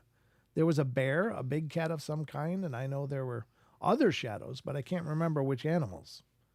I looked and saw my tooth was still on my nightstand, but when I turned my head again, there was a shadow creeping at the end of my bed. And it had fins like a shark or a dolphin, but it had two of them. At this point, the light was almost through the doorway, and it seemed like the door was closing. But the thing at the end of my bed was getting bigger in size. Being 5 years old, I did the reasonable thing and hid under the covers, Of course. where I fell asleep. Nice. Yep. The next morning, there was money on the nightstand and a note from the tooth fairy, obviously in my mom's handwriting. But the water glass had been woken me up. It rolled under my nightstand, still on the floor. But if it wasn't for the water glass on the floor, I would have thought the whole thing was a dream. The fairy didn't seem interested in me at all, only the shadow at the end of my bed, a small speck of golden light. Why a fairy? Mainly because it happened in the night. I lost my first tooth, but the fairy didn't take the tooth. I always thought it was just paying me a visit. I felt calm when I looked at the light, but the shadow scared me. This experience left me obsessed with fairies throughout the rest of my childhood, but I never had an experience like that afterwards. I've read a lot of lore and mythology about fairies. In my opinion, they are magical beings that can't be seen unless they want to. The animal shadows I saw that night haunt my dreams to this day. I don't know if the shadows were fairies or just hanging with the little gold fairy, but I only got the sense that the one at the end of my bed was evil, not the bear or the big cat, and I thought the bear was funny. He was walking on his hind legs and waving his arms like he was dancing, and the one at the end of my bed seemed cold and dark. Yikes. That's crazy. And I guess that's kind of it. Yeah. Crazy. I think. Yeah, it looks like it. So there's something here about fairies. Yep. I don't know if there's more here. I just want to scroll so I don't miss something. Because Lon does a lot of stacks here sometimes. Looks like nothing. Okay. All right. Yep. So there you go, ladies and gentlemen. Very cool story. You don't catch many stories about fairies ever, so I thought that was really cool. Mm-hmm. All right. Let's go to the next one. How are we doing for time? Wow, it's already 8:42, Don. Wow. What happened? How did we get here, John? I don't understand. We are in the portal. We are in the portal. It's flown. All right, here we go. Here's another one about fairy folk, and this one's a newer one that Lon just posted. I think these are fantastic, and when they come up, I love to share them. I don't know how most of you feel about the idea of, are there these fae folk, are there these wee folk around, but these legends are based on something. Some history or some idea, some spirituality, and they persist even to this day. The sightings still happen, although rarely, or at least reported very rarely, but it doesn't minimize the fact that people are still encountering something. So we cover it here because everything's on the page, right? Yes. Everything's on the page, even though the page is blank. The blank page of my mind. You just have to read between lines. All right, woman relates her perception of possible interdimensional fairy folk as a child. Interdimensional. That's right, which makes sense, I guess. Yeah. A woman recalls her encounter with various fae as a child. She states, I suspect fairies inhabit another dimension that overlaps our own from time to time. Sure. Fair assumption, I guess. Yep. I'd been playing with my younger brother in our backyard in the summer twilight in the 1960s. It had been a botanist's house, and he had installed many rare and unusual specimens that frequently grew out of season. We were back in the garden, where the back garden appeared to end at a river stone wall jutting past both sides of the garage. Sorry. Just gotta be able to cough a little bit. Actually, there were hidden stairs to a private upper walled garden that was wilder and quieter than its closer counterpart, and on a steeper hill that should have been impossible. I think I'm gonna have to get readers done. I feel like my eyes are getting that much worse. Yep, I understand. The night grew suddenly silent. Clouds of light like fireflies rose from the ground, but the light seemed more diffused into a bright cloud. The light grew to doorway size, and people began to walk through. Wow. There were male and female, taller than the adults I knew, and so beautiful that I ached to see them. They wore strange robes and were on foot. Somehow they seemed familiar, and I moved closer to see them better. One woman near the front seemed to command a group of short, stout beings with skin like dark tan slick leather, hair more like dark animal fur, and longer arms. I had felt no sense of fear or danger until I saw those creatures. and I broke into a cold sweat of panic when I saw them. Like the taller people, these seemed familiar somehow, but dangerous. Unlike the taller folk who walked forward at a steady pace, the dark creatures scurried near the ground, snuffling and grumbling as they were tracking something. God. Jeez. One spotted me watching and began to crash through the brush towards me, but a very blonde woman near the lead saw it. She looked me straight in the eye, and her eyes widened as if she were startled to see me. I knew that she communicated mentally with the creature, and she seemed to rein it back with something like a slender golden cord that materialized out of the creature's neck. Complaining, it rejoined the party. A short distance forward, the party entered another glowing door-like shape and gradually faded to nothing. I tried many times to see the party again or any trace of a portal, but I never did there. The following year, my family moved away. Some were moving forward with a purpose that did not involve me. The shorter, darker ones seemed dangerous, hostile, and hungry. The large party was very quiet, with a dry leaf rustling sound. The short, stocky ones made animalistic, grumpy, growling, sniffling noises, and I suspect fairies inhabit another dimension that overlaps our own from time to time. Mm-hmm. So I wonder if that's like a fairy garden, if there's any truth to that. By planting certain types of plants, you can encourage visitors of the fae. Now, I don't know. She said that these fae were taller than the adults she knew. Right. Or he. I don't know. Right. It says woman, so I guess it's a she. Well, there's thoughts that, elves are close to 6 foot, maybe 6 foot, 6.5 foot. Sure. So, why not? I mean, if you look at, oddly enough, you look at Elrond, Hugh, what's his name? The guy who played Elrond. Anyhow. Oh, okay. Yeah. Hugo, whatever. Hugo, Weaving. Yeah, Hugo Weaving. Yep. He's a tall gentleman. He's like 6 foot something. Is he? Yeah, Okay. and so I just there are stories there are folklore that say that they're actually tall. They're tall, Sure. skinny, kind of willowy, if you will. So there you go. Wait, I thought they lived in a tree and made cookies. What's going on? That's a dryad. That's a Keebler. That's a oh jeez. Keebler elf. Come on. Oh jeez. Oh jeez. Come Free. on. Yeah. Oh boy. No, but you're right. I mean, a lot of times, the elves of lore, I don't think we're little ever. I think it's just kind of a more modern permutation of the story or something. Yeah. I think that part has more to do with Santa. Maybe. And the small elf. The jolly old elf. Yeah. So there you go. That could be. Could very well be. But that's that story. Now, I got to be careful because we are vastly running out of time. We are, yeah. We're down to the few minute mark. Couple minutes, yep. Wow.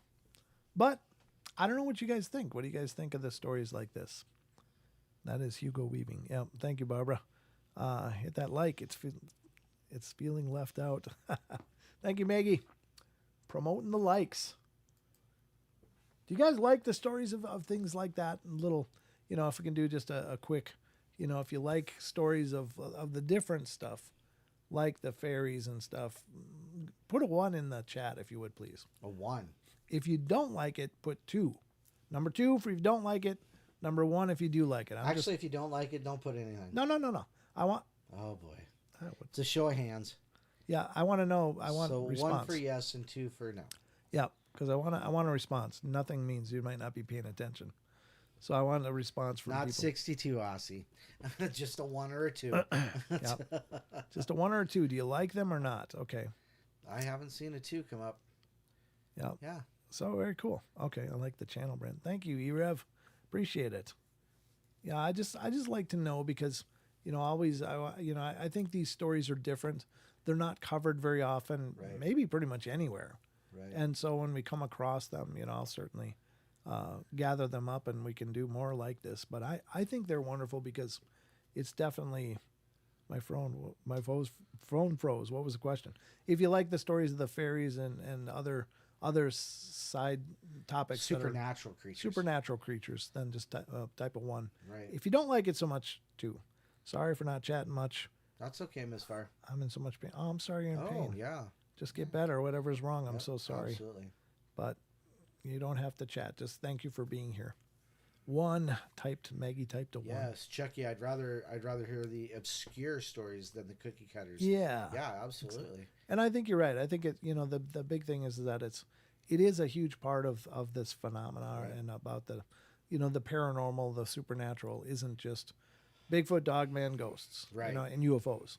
There's so much more going on, and we touch on it here and there, but Right. I can put more energy into finding these other kind of stories too if you guys enjoy hearing them. I just, I think there are other realms. There are far too many I like the videos and stuff of like I agree, Mara. southern, South American countries, Portugal. Oh, yeah. Places like that. Sure. That the little creatures that are trying to come out and watch the kids play soccer at night. Oh, and right. Yep. Stuff like that. So those are really cool. I like those. Those are some really good ones. But yeah. Brent, Don, me, and Rachel want some yokai. What's yokai? Y-O-K-A-I. I don't know what that means. Do you? Don's gonna find out. I don't know what yokai is, but maybe I want some. Strange apparitions. Oh, strange apparitions. Japanese folklore. Yeah. Oh, gotcha. 2 kanji characters, which both mean suspicious and doubtful. Oh. So alone word from Chinese yogo. Let's see here. Introduction. Japanese ghosts. Aren't those obake? Obake, yeah. Obake is another name for them, yes. Yeah. Over the many years of Japanese histories, different words have been used as catch-all terms for supernatural forces in the world. Bakamano, Obake, which we know, Mononoke, Kali, Oni, and yokai. Yep. So, Okay, gotcha. Yeah, it's kind of one of those. Japanese ghosts. It's also used as demon. So, yeah, that's Gotcha. true. So there you go. Yeah, Kisuna. Kisuna? Is it Kisuna?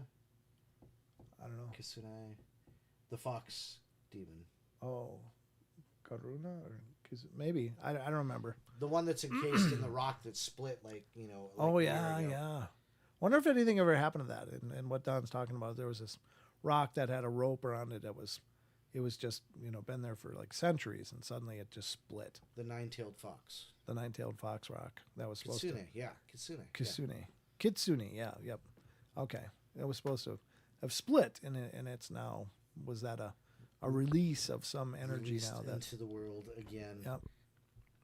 Well, yeah, I think obake is also Japanese though. It is, yeah. Yeah, it is. It is used in Hawaii a lot because there's quite a few large Japanese population in Hawaii. Go figure. Yeah. Pearl Harbor stuff, Sure. Yeah. Well. It's true. Yep. Yeah. If there's a rope around it, it's sacred. Maybe I should tie a rope around me. What do you think, Don? Does that make me sacred? Just not around the neck. What you doing? Getting fit. Fitted for what? Hey, David. Good to see you, brother. Get a rope. Get a rope. My kids used to watch a show called Yokai. Yes. Yeah, exactly. So, you know what, folks? I think it's been a good journey. I hope you guys have enjoyed this. As always, we love it. We love doing it. And Don, what do you got to say? It's good to have you back in the co-pilot. Well, chair. it's been a weird couple months, hasn't it? It really has. Being knocked down with whatever it is going through, and just not making the show, and all the whatevers, whatever. It's either it was either you or me, or it's like, oh, the kids. Yep. It's always the kids. It's their fault. That's why. God, they are all just the kids. They're a petri dish little of a pathogen mess. spreaders. Oh gosh, yeah. Love them to death, but my God. But don't forget, just hit the like and spread the word, and buy the gear. Buy the gear. Buy the gear. Those are words to live by. So I guess that's probably going to wrap up our journey because we really don't have time to jump into anything else. But just know we love you all. I mean, honestly, thank you so much for being here and being a part of the journey. If you wouldn't mind, please like and please share these shows out. Mm-hmm. I mean, it's check out the podcast. Check out the podcast, but it's just so hard to get traction. And our YouTube channel is growing always, but it's always been growing at a very I don't know, very slow pace. Yeah, it's The podcast outpaced the outpaced YouTube it within like 2 years. with less than 2 years. It was just like, about a year and a half out. It was like already like way more people Right. listen, which is wonderful. I mean, don't get me wrong, but we take a lot of pride in these YouTube shows too, and it's a different kind of show. But we love to have fun and we love to talk about a variety of subjects and get together and talk with you guys and share this experience with you. So What was the new part? Oh, it was Michael Thompson, wasn't it? yeah, Michael Swatch Thompson. Tracker. Yeah, I interviewed Michael Thompson the new podcast, and it's a great episode. Michael hails from Alaska, but he also lived in Idaho and researched cryptids for over 40 years between the two spots, and he's just a great wealth of information. I'm going to get him back on because he also as well just a huge amount of knowledge about a lot of these other creatures, strange other creatures that are way lesser known. He's going to come back on and talk about those and so much more. So yeah, check it out and support that. And anything you can do to help push the needle forward for us is greatly appreciated. Just know that we love you all. Be good, be kind, be nice. Take care of each other, help each other out. Find the magic in every day and remember to laugh as much as you can. And I will be back on Friday for sure. Might try to do a member show tomorrow. See what I got energy for. But I also got a lot of things on the burner tomorrow too. So I'll do what I can, but just know that either, if not tomorrow, then Friday and Saturday, there'll be live shows. So hope to see you guys then. So until next time, be good.